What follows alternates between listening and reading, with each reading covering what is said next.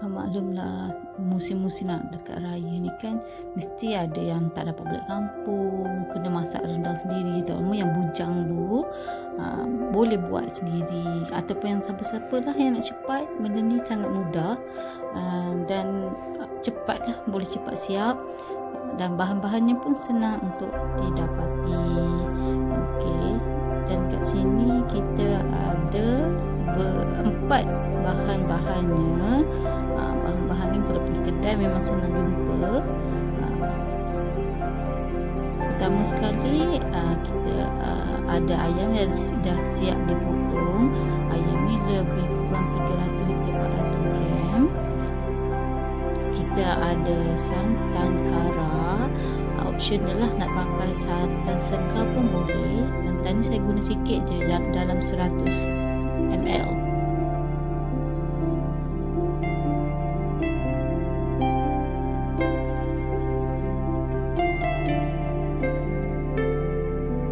Dan kita ada daun kunyit macam biasa kita letak dalam rendang. Daun kunyit ni kita potong halus-halus bagi penambah bau dan juga perasa kepada rendang ayam kita nanti. Dan juga bahan yang keempat adalah kita punya masterpiece lah. Ini adalah penyumbang kita punya main ingredient untuk kita punya rendang ayam. Perencah rendang kita pada plastik ini boleh untuk 3 kali hidangan lah. Dan saya masak ni saya pakai satu pack macam ni. Memang perencah ayam ni ada saiz ni sahaja di pasaran. Musim-musim nak raya ni cepatlah habis.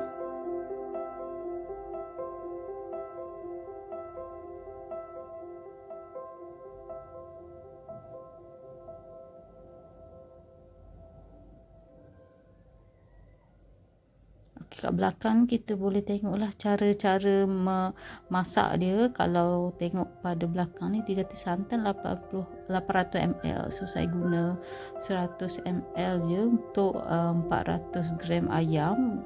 Boleh juga tukar ayam tu kepada daging, ikut masing-masing selera. Paste dia ni pun dalam berat dia saya tak pastilah, tak perasan pula kat paket ni. So cara-cara kalau berdasarkan kat belakang ni, cara-cara dia sangatlah senang. Siapa-siapa yang tak pernah masak pun boleh masak.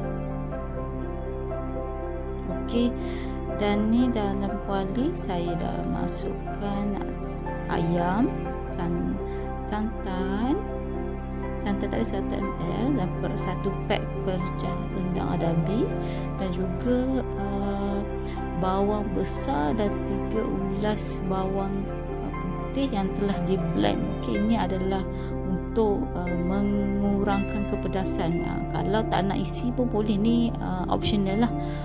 Kalau tak isi, dia agak pedas sedikit lah rendang ayam kita nanti. So lepas kita letak semua bahan, barulah kita buka api. Tengok kat sini saya nak tunjuklah bahan-bahan yang terdapat dalam perencah rendang adabi. Memang semua dah lengkap. Ada minyak masak, bawang merah, bawang putih, kunyit, cili, lengkuas, serai, halia, garam dan kerisik. So semua tu dah lengkap dah. Cuma saya letak bawang blend tadi tu hanya sekadar untuk mengubahkan kepedasan. Lepas yang ni saya lupa nak tunjuk tadi, saya ada masukkan air dalam 80 ml. Kacau-kacau lah, sekali-sekala boleh kacau-kacau kita punya rendang ni.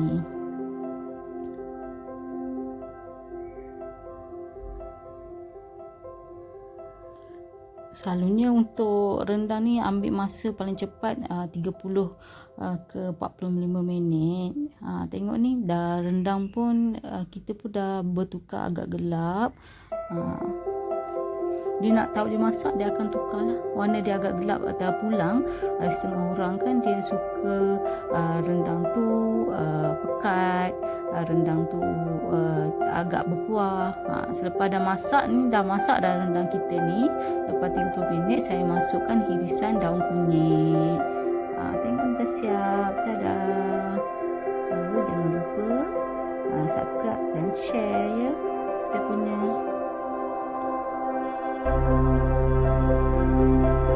Dan boleh dihidangkan. Ini lebih kurang untuk 3 orang makan. Terima kasih kerana menonton. Jangan lupa subscribe dan share.